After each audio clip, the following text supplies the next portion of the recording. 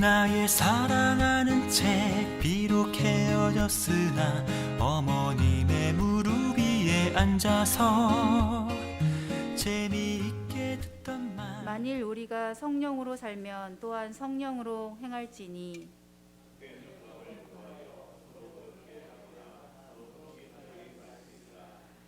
형제들아, 사람이 만일 무슨 범죄한 일이 드러나거든 신령한 너희는 온유한 심령으로 그러한 자를 바로잡고 또 너 자신을 살펴보아 너도 시험을 받을까 두려워하라.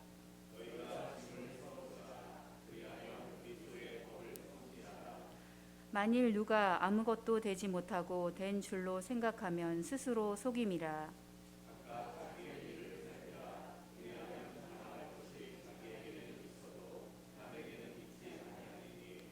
각각 자기의 짐을 질 것이라. 가르침을 받는 자는 말씀을 가르치는 자와 모든 좋은 것을 함께 하라. 아멘. 제가 부목사로 있을 때 아주 열심히 있는 장로님 부부가 생각납니다. 남편 장로님도 교회를 참 열심히 섬기셨고 아내 되시는 권사님도 정말 많은 봉사를 열심히 감당하셨습니다. 제가 부목사로 있을 때는 은퇴를 앞둔 지 몇 해 안 된지라 그렇게 많은 활동은 못하셨지만 두 분 다 언제나 친절하고 밝고 당당하고 자신감 넘치는 신앙생활을 하셨습니다. 특히나 아내 권사님은 젊은 시절부터 교회 봉사는 물론이거니와 각종 여전도회 연합회 활동을 아주 활발하게 하셨고 특별히 감옥에 있는 재소자들에게 복음을 전하는 일에 무척이나 열심을 내셨습니다. 그러던 어느 날 갑자기 이 장로님 부부가 교회당을 안 나오기 시작하셨습니다. 그 이유에 대해서 아는 분도 없고 제가 교구 담당이었기 때문에 연락을 드려도 연락이 안 됐습니다. 그렇게 몇 달이 지나고 나서 어느 날 담임 목사님이 홀로 장로님 댁에 신방을 갔다 오셨습니다. 신방을 갔다 오신 담임 목사님은 장로님 부부는 아마 앞으로 교회에 나오지 않으실 것 같다라고 하는 다소 충격적인 이야기를 하셨습니다. 그리고는 저만 따로 불러서 교구 담당 목사니까 알고 있으라면서 절대 어느 누구에게도 말하면 안 된다고 하면서 자초지종을 말씀해 주십니다. 자, 그 얘기는 실로 놀랍고 안타까운 이야기였습니다. 장로님 댁에 불어닥친 비극적인 가정사가 원인입니다. 장로님에게는 두 아들이 있었는데 그중 큰 아들은 결혼해서 캐나다에 이민 가서 화목한 가정을 꾸리며 살아가고 있었습니다. 자, 그런데 그만 일가족이 다 함께 차를 타고 가다가 교통사고를 당해서 큰아들 내외 부부와 손자 손녀까지 모두 다 사망하는 큰 사고를 당하고 만 것입니다. 장로님 내외가 얼마나 상심이 크셨겠습니까? 하나님에 대한 원망이 왜 없으셨겠습니까? 어쩌면 오늘 우리들도 대부분 이런 일을 만약에 겪는다라고 한다면 신앙생활에 대한 큰 회의가 찾아올 것입니다. 하나님에 대한 불신과 원망이 터져나오는 것은 너무나 당연한 일일 것입니다. 그래서 일견 장로님 내외가 교회당에 오시지 않는 것, 예배드리러 오시지 않는 것에 대해서 이해가 되면서도 참 마음이 아팠습니다. 자, 그런데 그 다음에 목사님이 해주신 이야기는 저를 굉장히 당혹스럽게 했습니다. 장로님 내가 교회당에 안 오시는 것은 사람들 보기 부끄럽기 때문이다라는 것입니다. 제가 그분들의 그 큰 아픔을 다 헤아리지 못하기 때문에 감히 뭐라 말할 수 있는 입장은 아니겠지만은 사실 전혀 이해가 되지 않았습니다. 과연 이게 신앙인가라는 생각까지 들었습니다.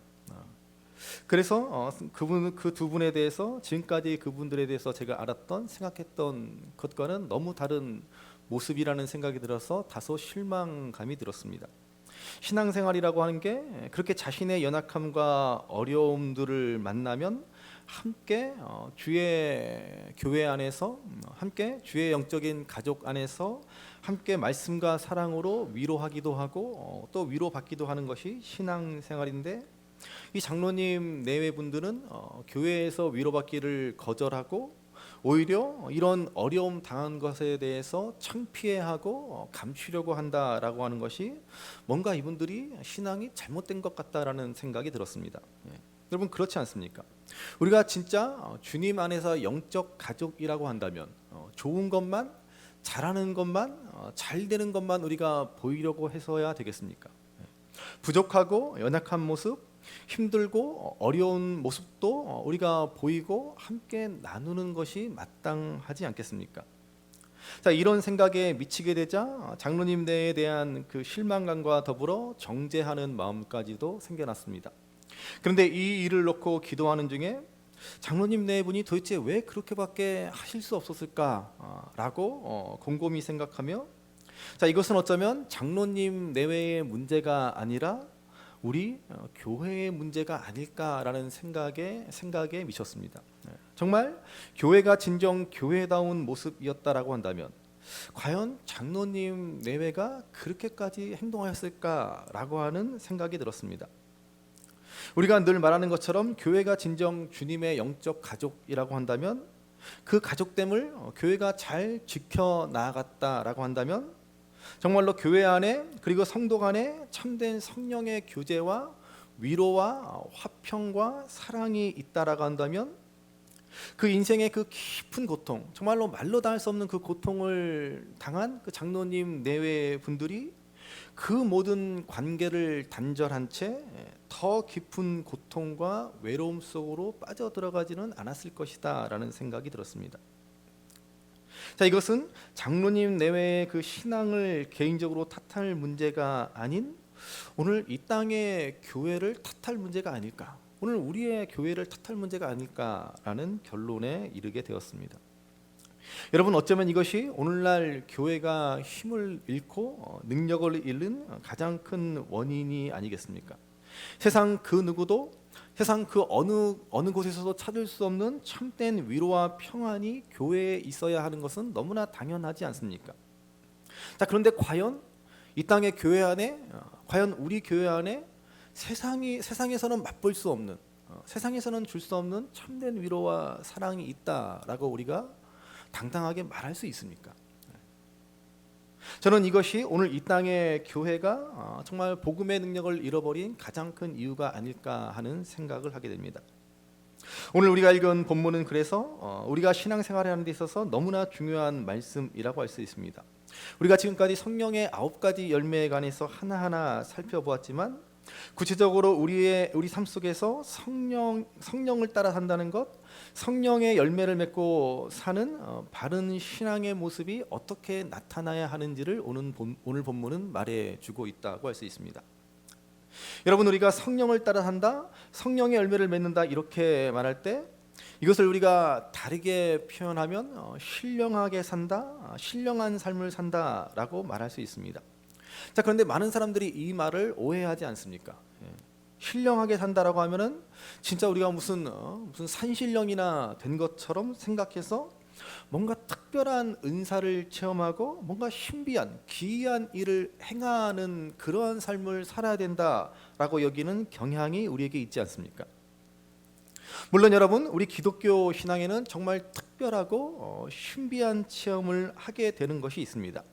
하나님과 나만이 아는 정말 비밀스러운 특별한 경험을 우리는 다 가지고 있어야 합니다.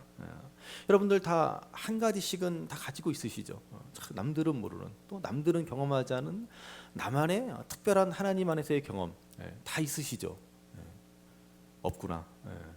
꼭 있으셔야 되는데 한 가지씩은 꼭 있으셔야 돼요.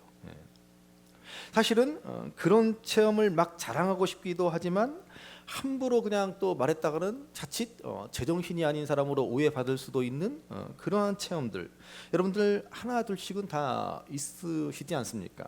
저는 여러분들에게 몇 번 말씀드렸습니다. 구름 위에서 예수님과 단둘이 있었던 그 꿈들, 그 꿈을 똑같은 꿈을 3번이나 연속 그 꿈이 아직도 생생한 그 꿈을 꾼 적이 있습니다. 또 제가 처음 방언을 받고 은혜를 받았을 때 찬양하고 기도하고 눈 한번 질끈 감았더니 2-3시간이 훌쩍 지나가 버리고 옆에서 눈 뜨라고 막 저를 깨웠던 그냥 뭐 이런 이야기들. 이거 우리 교회에서 모르는 사람은 간첩이죠. 제가 하도 많은 얘기를 해가지고 새신자들이나 뭐. 여러분 다 이런 경험이 적어도 하나씩은 있으실 것입니다. 자, 그런 것은 저나 여러분들이 하도 신앙생활을 다 답답하게 하니까 하나님이 좀 정신 좀 확 들라고 한 번씩 주는 특별한 은혜입니다. 그렇지만은 그런 경험을 전부로 알고 맨날 거기에 매달리면 안 된다라는 것입니다. 그러니까 자꾸 이상한 데 가서 뒤로 픽픽 넘어지면서 은혜 받았네라고 그러고 있는 거 아닙니까? 성경이 말하는 진정으로 신령하고 올바른 신앙의 모습은 그런 개인적인 신비한 은사 체험으로 확인되어지고 증명되는 것이 아니라 우리가 사람과 사람 사이의 관계를 어떻게 맺어나가고 또 그것을 어떻게 풀어나가냐 하는 것을 통해 드러나게 되어 있는 것입니다. 그래서 우리가 오늘 본문 앞에 갈라디아서 5장 19절부터 21절 말씀에서 본 것처럼 육체의 일을 15가지로 나열하는데 크게 3가지 범주로 구분할 수 있다라고 말씀드렸습니다. 성적 타락, 자기중심적인 삶, 그리고 나머지 하나가 바로 관계의 파괴입니다. 그 중에 15가지 가운데 무려 절반을 넘는 8개가 바로 관계의 파괴를 나열하고 있습니다. 원수 맺는 것, 분쟁, 시기, 분냄, 당짓는 것, 분열, 이단, 투기 등입니다. 이것이 바로 여러분 성령을 따라 살지 않는 육체를 따라 사는 삶의 모습이라고 하는 것이죠. 그러나 반대로 성령을 따라 살면 어떤 일이 벌어지겠습니까? 성령의 9가지 열매를 여러분 다시 한번 생각해 보시기 바랍니다. 성령의 9가지 열매. 한번 우리 복습하는 의미에서 성령의 9가지 열매를 한번 암송해 보실까요? 사랑, 희락, 화평, 오래 참음, 자비, 양선, 온유, 충성, 절제. 충성이 먼저군요. 아무튼 뭐. 자, 여러분 이 성령의 9가지 열매는 뭐예요? 전부 사람과의 관계를 통해 맺어진다는 것입니다. 관계의 회복에서 비롯되는 것입니다. 하나님과의 관계, 이웃과의 관계 속에서 맺어지는 열매입니다. 그래서 여러분 우리가 성령을 따라 살고 성경이 말하는 대로 신령한 삶을 살아가게 된다면 관계의 변화가 반드시 일어난다는 것입니다. 바른 관계 속으로 우리가 들어가게 됩니다. 우리가 사교성이 있고 인사성이 좋아서 사람들을 잘 사귀고 사람들과 잘 지낸다, 그런 말이 아닙니다. 기질에 따라서는 무뚝뚝하고 사교성이 좀 모자랄지라도 바른 관계를 하나님과 사람들과 맺으며 살아가는 것이 바로 성령을 따라 사는 삶이라는 것입니다. 사람들과의 관계가 바르게 되고 하나님과 이웃과의 바른 관계를 맺어가는 것입니다. 여러분 이 관계 회복이야말로 성령을 따라 사는 삶의 가장 중요한 핵심입니다. 이것이 바로 모든 신령한 성도들에게 발견되는 신앙생활의 공통된 모습입니다. 그래서 오늘 본문은 이를 구체적으로 말해주는데 본문에 계속 등장하는 단어가 하나인데 바로 서로라는 단어입니다. 서로. 우리 교회에 지체된 우리 믿는 성도들끼리 서로 어떻게 관계를 맺어 나가야 하는가 하는 것입니다. 자, 먼저는 부정적인 모습을 하나 말해주고 그리고 나서 긍정적인 모습을 2가지 말해줍니다. 첫 번째로 부정적인 모습을 한번 보시기 바랍니다. 5장 26절입니다. 5장 26절 같이 읽습니다. 헛된 영광을 구하여 서로 높게 하거나 서로 투기하지 말지니라. 자, 여기 헛된 영광을 구한다라고 하였는데 우리가 그 의미를 좀 더 명확하게 하려면 그 앞에 단어 하나를 추가하면 더 좋습니다. 바로 자기애라는 말입니다. 자기의 헛된 영광을 구하지 말라라는 것입니다. 여러분 성령을 따라 살아갈 때 사람들에게 절대로 나타나지 않는 일은 자기의 헛된 영광을 구하지 않는다는 것입니다. 사람들은 끝없이 자기 자신을 실제보다 더 높이 평가하고 싶어하는 경향이 있습니다. 특별히 우리 여성들보다 우리 남성분들에게 이런 경향이 더 많습니다. 남자들은 보통 자기 자신에 대한 평가가 굉장히 후합니다. 자기의 실제 모습보다 자기를 굉장히 괜찮은 사람으로 착각하는 경향이 다분합니다. 그래서 아내들의 중요한 임무, 아내들의 중요한 사명 가운데 하나는 남자들을 좀 뒤에서 적당히 좀 땡겨줘야 됩니다. 그거 그냥 잘한다고 박수치면은 자기가 진짜 잘하는 줄 알고 착각 속에 살아간다라고 하는 것이죠. 그래서 자꾸 우리 아내분들은 남편분들의 주제 파악을 시켜 주셔야 합니다. 아시겠죠? 우리 옆에 있는 남편분들에게 우리 강력하게 권면하실까요? 주제 파악을 하고 삽시다. 주제 파악을 하고 삽시다. 그러셔야 돼요. 예. 사람들은 대부분 자신의 모습을 실제보다 높이 생각하고 인정받고 싶어합니다. 그럴 때 필연적으로 나타나는 두 가지 부정적인 결과가 있습니다. 하나는 서로 노엽게 하는 일을 만든다라는 것입니다. 나와 남을 비교해서는 내가 그 사람보다는 낫다라는 것을 드러내고 싶어서 남을 함부로 무시하고 깔봅니다. 그렇게 사람들은 끝없이 서로를 노엽게 하는 일을 벌인다고 하는 것이죠. 그런가 하면은 자기가 상대방보다 부족하다라고 여기면 투기하고 또 질투합니다. 다른 사람이 나보다 낫다 싶으면 도저히 분하고 억울해서 참지 못합니다. 여러분, 이러한 모습은 성령을 따라 사는 사람들의 모습이 아니다라는 것입니다. 진정한 성도의 삶은 비교나 경쟁에 있는 것이 아니라 다른 사람을 나보다 낮게 여기고 나보다 존귀하게 여기고 그래서 낮은 자리에 가서 섬기고 봉사하고 희생하는 것이 바로 성령을 따라 사는 사람들의 모습이지 않습니까? 여러분, 우리가 신앙생활을 하면서요, 제가 우리 교회뿐만 아니라 지금까지 보면서 신앙생활을 하면서 제일 안타깝고 참 답답한 것 중에 하나가 뭐냐면요, 우리가 하나님을 믿는 이 믿음을 가지고서도 서로 비교하면서 내 믿음이 저 사람보다는 낫다느니, 내 믿음이 훨씬 더 좋다느니, 내가 더 하나님 앞에 더 잘 믿는다느니, 내가 더 봉사를 잘한다느니, 그렇게 서로 비교하면서 믿음 가지고도 서로 인정을 받고 싶어 한다라고 하는 것입니다. 그래서 여러분, 어느 교회든지 정말 직분자를 세울 때마다 몸살을 앓지 않습니까? 세움받지 못한 분들은 어떻게 해요? 교회에서 나를 인정해 주지 않네, 이럴 줄은 몰랐네, 섭섭하네, 나를 이렇게밖에 생각하지 않네, 그러면서 시험에 들고 심지어 교회를 떠나는 분들까지 생겨나지 않습니까? 여러분, 이런 것은요, 세상에서나 하는 일입니다. 제발 이런 일이 우리 교회에서는 없기를 간절히 바랍니다. 우리 교회도 언젠가는 또 직분자를 새롭게 세울 날이 있겠지만요, 여러분, 직분 그 뭐예요? 받으면 받은 대로 감사, 안 받으면 안 받은 대로 더 감사. 그게 직분 받는 거예요. 맨날 이름 없이 빚도 없이 봉사하고 헌신한다고 하면서 직분 못 받았다고 그렇게 막 징징거리고, 섭섭해하고, 여러분, 그게 우리가 과연 그리스도인의 모습이라고 말할 수 있겠습니까? 직분 받으시면은 어떻게 돼요?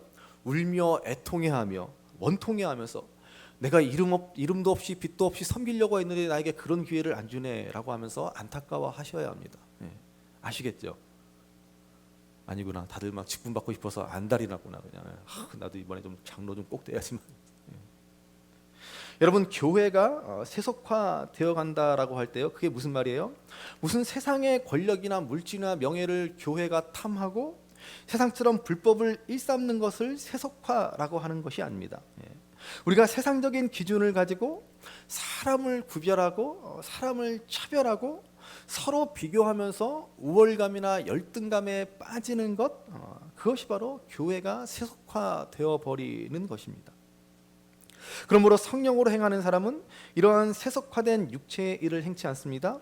그리고 자기를 낮추고 나보다 남을 높게 여기면서 진정으로 종된 자리에 서서 다른 이들을 사랑하며 섬기는 것입니다. 그래서 두 번째로 성령을 따라 행하는 사람들이 힘써야 할 것을 이렇게 말씀해 주고 있습니다. 본문 갈라디아서 6장 2절 말씀을 보시죠. 6장 2절 같이 읽습니다. 너희가 짐을 서로 지라 그리하여 그리스도의 법을 성취하라. 아멘. 여러분, 믿는 성도들이 서로 관계를 맺어갈 때 어떠한 관계가 되어야 합니까? 짐을 서로 져주는 관계. 다른 사람이 지고 있는 무거운 짐을 볼 때 그냥 그 사람 홀로 지도록 내버려 두는 것이 아니라 그 짐을 기꺼이 나누어 지는 관계. 또 내가 짐을 지다가 너무 힘이 들면 참 미안하기도 하지만 나의 약한 모습과 나의 그 실패한 것들을 나누어서 다른 사람들에게 도움을 요청하고 그 도움받는 것을 부끄러워하거나 두려워하지 않고 그렇게 짐을 서로 나누는 공동체가 교회입니다. 여러분, 우리가 정말 좋은 믿음의 사람이다, 성령이 충만한 신령한 사람이다라고 할 때 그 증거가 무엇이에요? 그 증거를 로마서 15장 1절에서는 이렇게 말씀해주고 있습니다. 로마서 15장 1절 같이 읽습니다. 믿음이 강한 우리는 마땅히 믿음이 약한 자의 약점을 담당하고 자기를 기쁘게 하지 아니할 것이라. 아멘. 여러분, 좋은 믿음, 강한 믿음을 갖고 있는 사람은 연약한 자의 약점을 담당하고 자기를 기쁘게 하지 않는 것입니다. 여러분, 세상은 나에게 조금이라도 더 나은 것이 있다라고 치면 그것을 가지고 남을 누르고 남을 무시하고 나를 드러내고 나를 자랑하고 싶어합니다. 그러나 교회는, 성령의 인도를 따라 살아가는 성도와 교회는 절대로 그렇게 하지 않고 오히려 연약한 자의 약점을 내가 감당해 주는 것입니다. 그의 짐을 져주면서 그것으로 생색내면서 자기를 드러내고 자기를 기뻐하는 것이 아니라 진정으로 그를 기쁘게 하고자 노력하는 것입니다. 이것이 바로 생명 공동체의 특징인 교회의 모습입니다. 여러분, 이렇게 살면 어떻게 돼요? 그리스도의 법을 이루게 됩니다. 자, 여러분, 그리스도의 법이 무엇입니까? 예수님이 이 땅에 오셔서 자기의 육체로 십자가에 달려 죽으심으로 구약의 율법의 모든 옛 법을 다 이루어 주시고 우리에게 새로운 법을 주시지 않았습니까? 그래서 요한복음 13장 34절에서 뭐라고 하세요? 새 계명을, 새로운 법을 너희에게 주노니, 이렇게 말씀하시지 않습니까? 자, 요한복음 13장 34절 같이 한번 읽어보시겠습니다. 새 계명을 너희에게 주노니 서로 사랑하라. 내가 너희를 사랑한 것 같이 너희도 서로 사랑하라.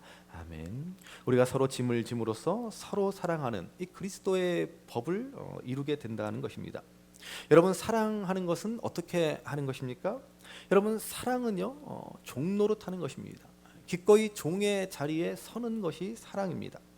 우리가 흔히 사랑은 베푼다, 사랑을 베풀고 살자라고 말하지만 사실은 그건 진정한 의미에서의 사랑이라고 말할 수 없을 것입니다. 내가 높은 자리에 서서, 내가 우월한 자리에 서서 그들 낮은 자리에 있는 자들에게 베풀어 주는 것이라고 한다면은 참된 사랑이라고 말할 수 없는 것이죠. 진정한 사랑은 뭐예요?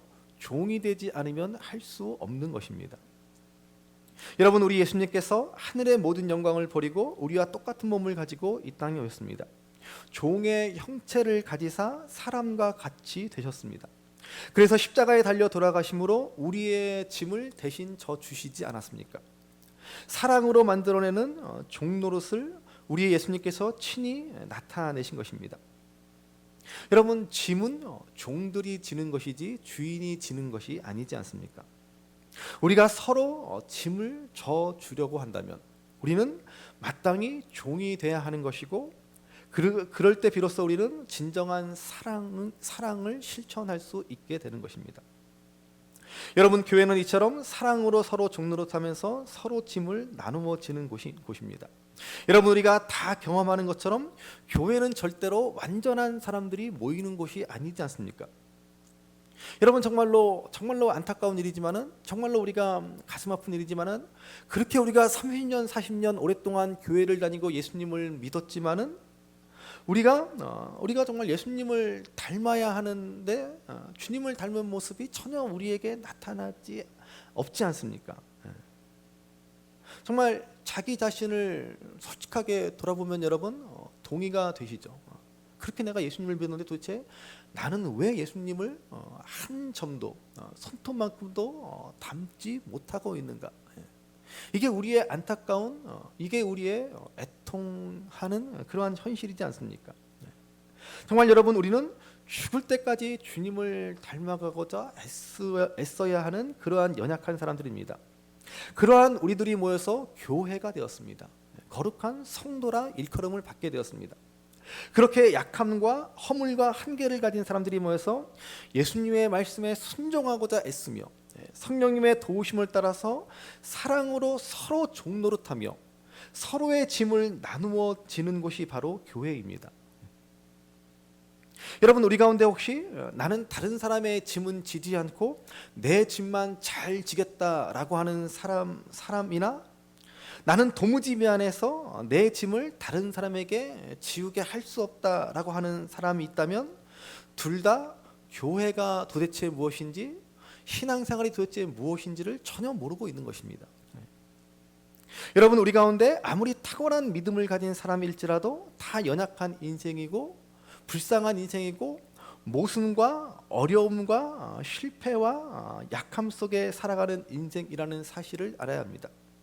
아무리 예수님을 잘 믿는다라고 할지라도 절대로 홀로는 아무것도 할 수 없는 그런 인생이 우리의 연약한 인생이지 않습니까? 나는 예수님 잘 믿으니까는 다른 사람 도움 따위는 필요 없어. 여러분, 이건 예수님 안 믿는 것입니다. 안 믿는 거예요. 이런 신앙생활이란 있을 수 없습니다. 이것은 기독교가 아닙니다. 또 어떤 사람들은 남들에게 패 끼치는 것이 너무나 싫고 그들을 힘들게 하는 것 같아서 그걸 못 견뎌하는 분들도 있습니다. 물론 귀한 마음이라고 할 수 있습니다만, 그러나 여러분, 인생을 살아가면서 나 홀로 질 수 없는 짐들이 너무나 많습니다. 무수히 많습니다. 내 힘만으로는 도저히 감당 안 되는 아프고 어려운 순간들을 만나게 됩니다. 그때 자신의 약함을 다른 사람들과 함께 나누고 자신의 짐을 나누지 못하는 사람은 여전히 자기 중심적인 생각에 사로잡혀 살아가는 어리석은 사람입니다. 세상 사람들은 그것을 참 의지가 굳세다라고 칭찬할지 모르지만은 신앙적으로는 절대로 합당하지 않은 모습입니다. 여러분, 신앙생활은 절대로 그렇게 홀로 할 수 있는 것이 아닙니다. 우리는 서로 짐을 나누어 지지 않으면 안 되는 사람들입니다. 그것이 바로 교회라는 것이고, 그것이 바로 우리가 그리스도의 한 몸이 되었다는 것입니다. 사랑으로 서로 종노릇하며 짐을 함께 나누어 지고 더불어 함께 살아가는 사람들, 더불어 함께 이 길을 걸어가는 사람들이 바로 교회입니다. 그래서 오늘 본문에는 우리가 짐을 나누어지는 두 가지 구체적인 사례를 말씀합니다. 첫 번째, 공동체 안에서 우리가 어떻게 짐을 나누어져야 할지를 말해주고 있습니다. 자, 1절 말씀을 한번 다시 보십시오. 1절 말씀 같이 읽습니다.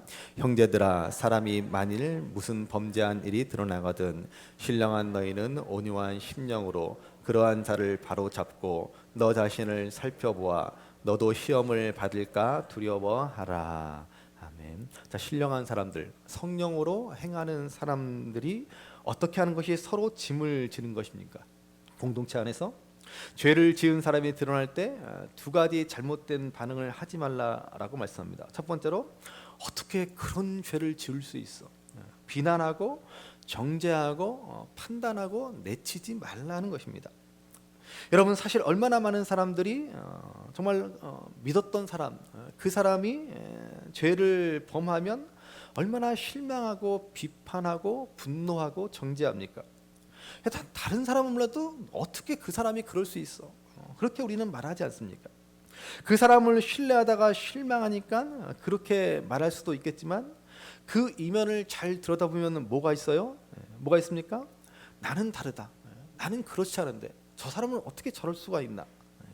그렇게 자기 자랑, 자기 의가 그 안에 있기 때문에 그렇게 다른 이의 허물에 대해서 우리는 함부로 지나치게 비난하게 되는 것입니다. 여러분, 오늘 우리 사회를 한번 보시죠. 얼마나 우리 사회가 다른 사람의 허물을 보면 정말 벌떼처럼 일어나서 그를 둘쓰셔 놓습니까? 그런데 알고 보면 자기는 더하죠. 이러한 얄팍함과 어리석음이 도처에 가득하지 않습니까? 그러나 우리 성도들은 어때요? 짐을 서로 나누어져야 합니다. 그러면 절대로 함부로 비난하고 비판하고 정죄하고 내쳐서는 안 된다는 것이죠. 물론 그렇다고 해서 또한 죄를 그냥 덮어두고 그냥 묻어두고 지나가려고 해서도 안 됩니다. 이것이 죄에 대한 또 하나의 잘못된 반응이라 할 수 있습니다. 자, 오늘 본문은 어떻게 서로 짐을 지라고 말씀합니까? 형제가 죄를 범하거든 온유한 심령으로 바로잡으라, 이렇게 말씀하고 있습니다. 여러분, 온유는 우리가 본대로 성령의 열매 가운데 하나이지 않습니까? 따뜻하고 부드럽고 겸손하지만 강인한 것이 바로 온유입니다. 그에게 분노하며 날카롭게 비판하고 정죄하며 그의 상처에 소금을 뿌리는 것이 아니라 겸손하고 부드럽게, 그러나 아주 분명하게 죄를 죄라고 말하고 그를 바로 잡아주는 것입니다. 이처럼 죄 지은 형제가 있으면 무턱대고 감싸주고 덮어줘도 안 되지만 그렇다고 비판하고 비난하고 정죄하고 잘라내고 할 것이 아니라 그가 회복될 수 있도록 온유한 심령으로 그의 짐을 나누어 지라는 것입니다. 여러분, 교회 안에서는요 반드시 이런 일이 일어나야 합니다. 교회에서 사람이 죄를 지을 때 비난하고 비판하거나 혹은 사람이 죄를 지을 때 그냥 무조건 덮어놓고 그냥 지나가고자 하지 않고 온유한 심령으로 바르게 권면하고 경계해야 합니다. 그렇지 않으면 여러분, 세상과 교회가 다를 바가 뭐가 있습니까? 이것이 바로 우리가 짐을 나누어지는 첫 번째 방식입니다. 여러분, 두 번째로 서로 짐을 나누는 중요한 방식이 있습니다. 6절 말씀을 한번 보실까요? 6절 말씀 같이 읽습니다. 가르침을 받는 자는 말씀을 가르치는 자와 모든 좋은 것을 함께 하라. 아멘. 자, 설교를 하고 성경을 가르치는 일에 전념하는 저와 같은 목회자들, 이런 자들에게 성도들은 짐을 함께 져주라는 말씀입니다. 어떻게 짐을 지라고요? 모든 좋은 것을 함께 지라는 것입니다. 여러분, 이 말씀을 많은 목사님들이 너무나 오용하고 남용해서 목사를 잘 섬기는 것이 하나님을 잘 섬기는 것이다 라든지 목사에게 잘해야 하나님께 복을 받는다 라든지 하는데 절대로 그런 의미가 아닙니다. 다만 우리가 교회라는 공동체 안에서 목회자들이 갖는 특수한 위치를 인정하고 존중할 수 있어야 한다라고 하는 것이죠. 그래서 목회자들이 말씀을 연구하고 가르치는 일에 좀 더 전념할 수 있도록 목회자들의 짐을 함께 져 주어야 한다는 것입니다. 여러분, 목사로서 제가 여러분들에게 이러한 말씀을 드리는 것이 굉장히 부담스럽긴 하지만 목회자들이 다른 짐을 지지 않아도 되도록 교회가 짐을 져줄 수 있는 부분이 있다면 져 주어야 한다는 말입니다.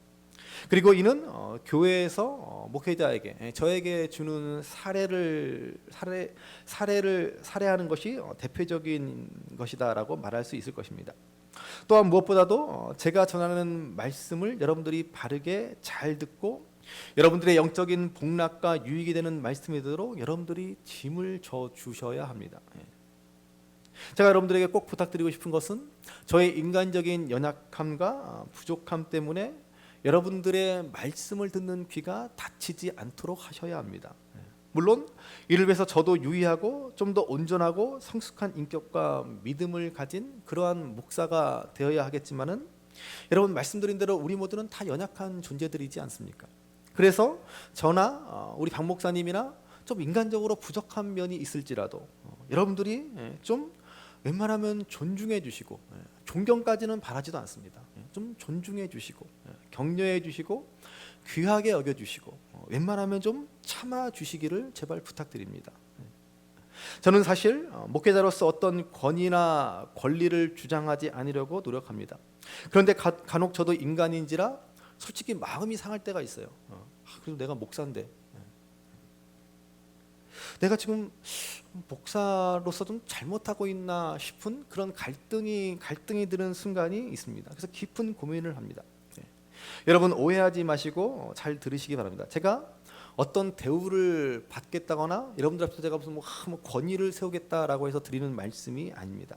자칫 제가 목사로서의 권위가 없기 때문에 제가 전하는 말씀의 권위까지도 여러분들에게 전달되지 않을까 봐 저는 걱정이 됩니다. 그래서 말씀을 듣는 여러분들이 말씀을 바르게 듣지 못하는 일이 저 때문에, 저의 인간적인 연약함 때문에 가리워질까 봐 항상 고민합니다. 그러므로 저는 꼭 부탁드리고 싶습니다. 분명 저의 인간적인 부족함도 있고 여러분들의 성에 차지 않는 부분도 있겠지만은 그럴지라도 잘 존중해 주시고 이해해 주시기를 부탁드립니다.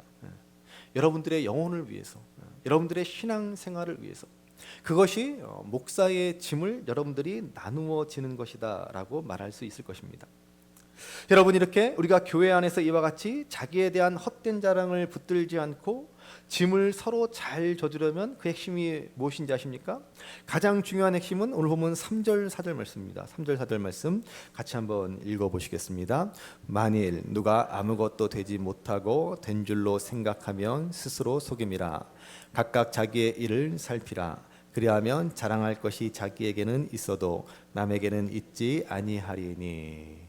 아멘. 여러분, 가장 중요한 일은 사람이 자기를 잘 살펴야 한다는 것입니다.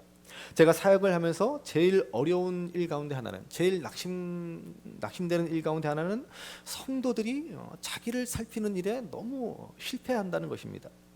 남을 살피는 것은 참 잘하는데 자기를 살피는 것은 참 못합니다. 여러분, 어떻게 하는 것이 자기를 잘 살피는 것이겠습니까? 남과 나를 비교하면서 자기를 살피는 것이 아닙니다. 그래서 내가 저 사람보다는 낫지, 내가 저 사람보다는 잘 믿지.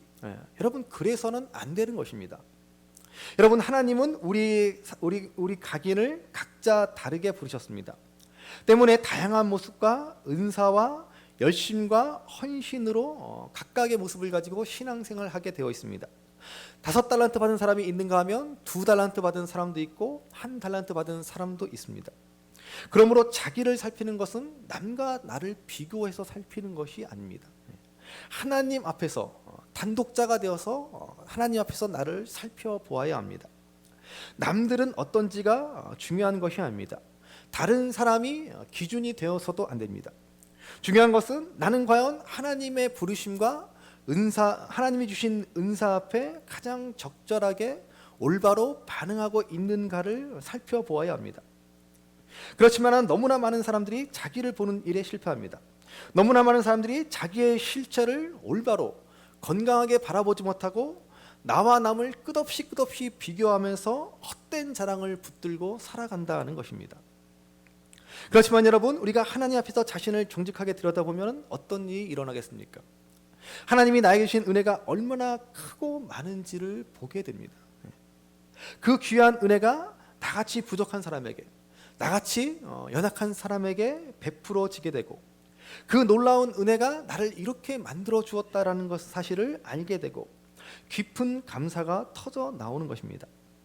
그러면 이제 자랑의 근거를 남들과의 비교에서 찾지 않게 되고 나에게서 자랑의 근거를 발견합니다. 하나님이 내게 주신 그 은혜, 하나님이 내게 나에게 베푸신 그 사랑과 존귀함이 자랑이 되고 감사가 되는 것입니다. 그리고 5절 말씀에 나오는 것처럼 자기를 잘 돌아보고 자기에게 맡겨져 있는 짐을 지라는 것입니다.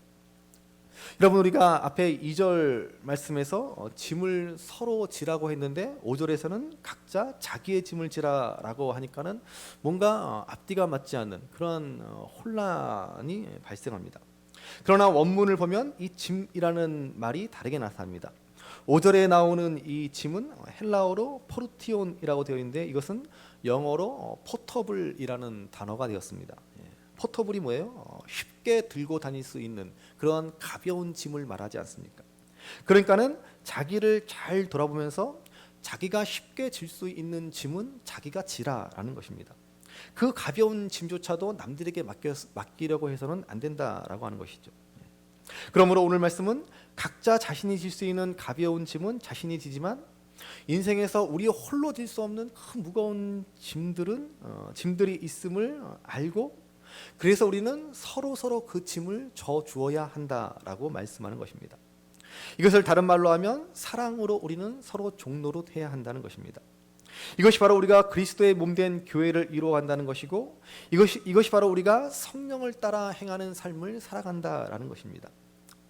여러분, 교회는 세상에서와 같이 너무나도 어리석게 서로 비교하며 다른 사람을 노엽게 하거나 질투하는 곳이 아니라 서로 낮아지고 종이 되어서 사랑으로 섬겨주고 짐을 져주는 곳이 바로 교회입니다.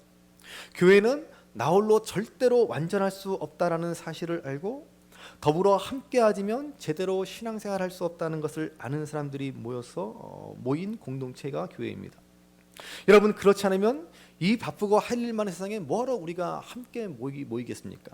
더군다나 요즘같이 인터넷이나 텔레비전을 켜면 언제든지 예배에 동참할 수 있는 그런 시대에 그렇지만은 더불어 함께 서로 짐을 져주는 것이 우리 신앙생활의 핵심이고 그것이 우리가 성령의 열매를 맺는 복된 삶이고 그것이 우리가 바로 교회가 되게 하신 이유인 것입니다.